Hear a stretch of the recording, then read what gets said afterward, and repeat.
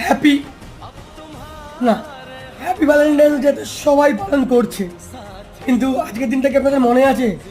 2019 আজকের দিনেই ভারত মা হারিয়েছিল তার বীর সন্তানদের। বহু মা হারিয়েছিল তার সন্তান, বহু শিশু হারিয়েছিল তার বাবাকে, বহু বোন হারিয়েছিল তার ভাইকে, কিছু বন্ধু হারিয়েছিল তার প্রিয় বন্ধুকে। হ্যাঁ, আজকে সেদিন পুলওয়ামা অ্যাটাক। আজকে সেই ভারত মায়ের বীর সন্তানদেরকে একটু স্মরণ করুন, তাদের উদ্দেশ্যে একটু ভালোবাসা দেখান।